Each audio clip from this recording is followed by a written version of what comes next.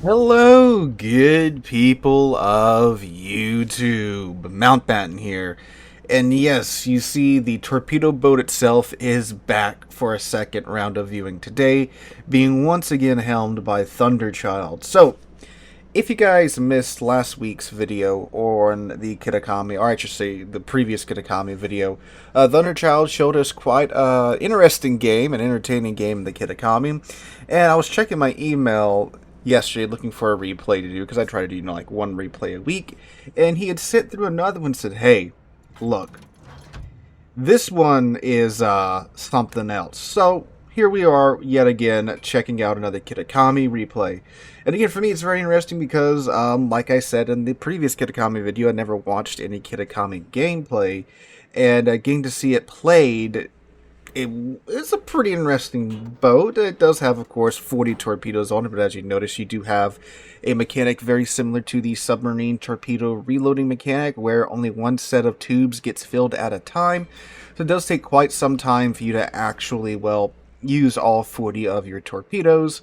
And while on paper it looks like a pretty good torpedo boat, like many of you pointed out, other ships like Showdown with a torpedo reload booster are just as good, if not better, than the Kitakami, because like the Jinan also has like usable guns, where the Kitakami's guns are well, as we saw in last week's Kitakami video, Thunderchild did make some pretty good use of the Kitakami's guns, and we'll see what happens today with it. But it's an interesting ship. I'm getting fairly close to picking her up. I still have about, I think, like 80 ships to collect my coal and steel off of, and then we'll see how much free XP we have to convert to get her. I'm not going to throw several $100s getting what is essentially a meme of a meme ship, but we'll see how that goes. But anyway, situation, this is a straight tier 10 game, is it not? Okay, tier 10 and tier 9 with one tier 8 per side, it looks like. So Thunderchild going just straight up into the sea cap with the Kitakami, which is a pretty bold maneuver because, well, the ship doesn't have too much armor, and getting caught broadside to the enemy team is also a very good way to, well, perish. Also, too, if you notice, Thunderchild does have the ultra rare camo that you do have to complete all 100 stages of the Kitakami event to acquire, so the man threw a ton of resources at this ship. Alright, so you got a small ones hugging the island back there. You have a Jinan way back there hugging an island, playing like, well, Jinans do play. The Ohio is he hugging that island, or is he going to keep pushing forward? Because that might be a juicy target to dump some torpedoes towards. Alright, so Thunderchild and his div mate in the Napoli do secure the mid cap. Oh, but the I-56 and the friendly Kremlin are down already. Man, Kremlin's a ship that normally lasts a hot minute, but, oh, hi, Ohio. Okay, so Thunderchild is just bum rushing the Ohio right now in a Kitakami. We'll see how this goes. I mean, he might make it. Is he's going to YOLO Emilio the Ohio, but in a Kitakami? Oh, God. So this Ohio should definitely be pointing his bow towards this smoke screen because of, well, this right there. So he does have the deep water torpedoes equipped. If those connect, that is a dead Ohio. I think we just witnessed a Kitakami YOLO rush in Ohio successfully. Oh yeah, no. I believe this man is going to perish. Yep. This is a dead Ohio, ladies and gentlemen. Depth strikes in Ohio in the first 4 minutes of gameplay. Well, that happened. Alright, and that, ladies and gentlemen, is why you don't go out by yourself in a battleship, and why you also don't ignore the smokescreen rushing toward you. I mean, shoot, players, well, commentators, I should say, complain that, like, the Paulo Emilio's unfair, but it's like, you don't notice the giant 60-knot smokescreen rushing toward you. And in the case of this Ohio, like, Thunderchild was spotted in the Kitakami, but he just ignored the smokescreen and didn't start turning out until it was far too late. But yeah, alright, so Thunderchild doing a smart move and going over here to the A cap to cap it. Looks like the Zao is heading on down, and looks like the Gato is still over here. We saw his hydro ping, not his hydro ping, his homing ping pop up here a second ago. And the Kitakami does have deck depth charges, so if he doesn't want to use the depth charges, he does have to sail over the Gato and drop those on top of the Gato's head. But the deck depth charges tend to be a little bit more effective. Yeah, look at there is his oil spill there.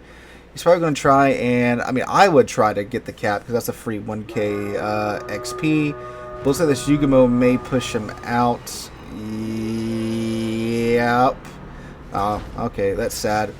But he's still, I'm assuming, going for the Gato, while the Zald is pushed down to the A cap. Enemy team's pretty bunched up over there on the eastern side of the map. They're all, you know, they got a nice SWAT stack on that island at B8 for some reason. Dump some torpedoes towards the Zal. And the Gato is deep because he's not being spotted right now. Alright, so he's rolling depth charges off of his deck. Let's see if these hit anything. It's like nothing for the first couple of sets. And those torpedoes of the Zal look pretty alright. And the Gato is the submarine that is excellent at shotgunning. So he might be planning on popping up here and maybe blasting Thunderchild, or he's probably going for the Illinois. Hey, look, it's the Gato. Oh no, he's gonna do it again. He's gonna do it again. Oh my god. If I had a nickel for every time Thunderchild ran to submarine in his Kitakami, I'd have 2 nickels, which isn't a lot, but it's strange that it's happened twice. Oh my god. So he once again uses the Kitakami's secret 41st torpedo and gets a kill on the Gato. Alright. Alright. That's something. Alright, so looks like his div mate in the Napoli is creeping up on the Janan up there, which the Napoli is a excellent ship for creeping up on enemy ships. It looks like he's actually dealing with the mines at the moment. Oh, there's some more torpedoes over there. Oh yeah, this is a double submarine game, by the way. So there is that.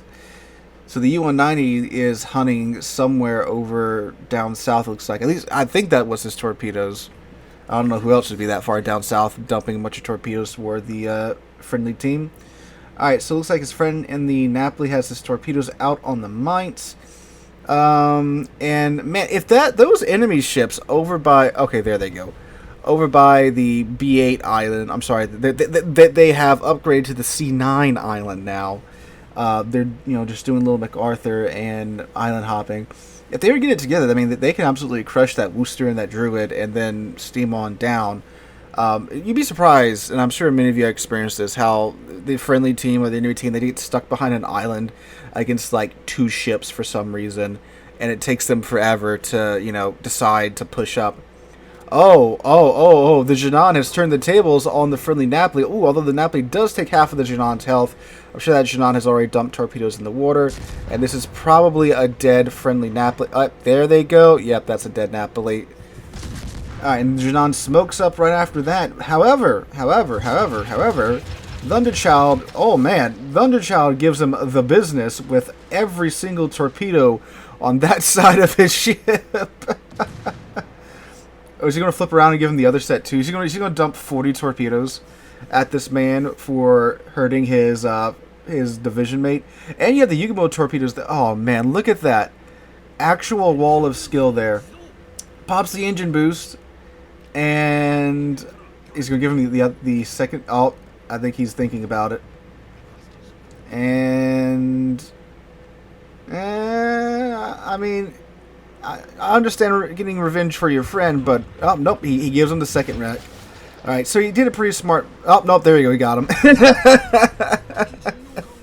So it looked like he was waiting to see if that first wall of torpedoes hit anything, and he was holding his second rack because, well, now he has to wait 5 minutes to use the second rack of torpedoes. Well, to use his torpedoes at all again in any high volume way, shall we say.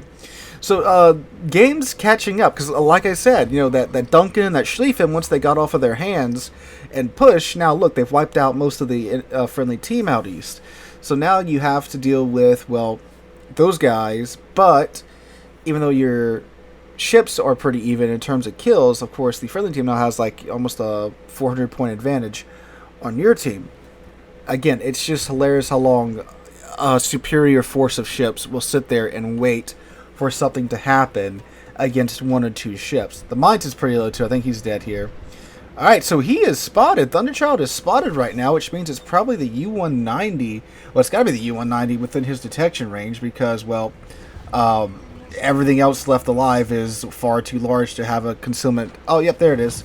A concealment value that good. Is he going to ram the U-190? Please, God, do. It will be so funny. U-190 has torps out on the St. Vincent. Those look good. It sounds like they hit.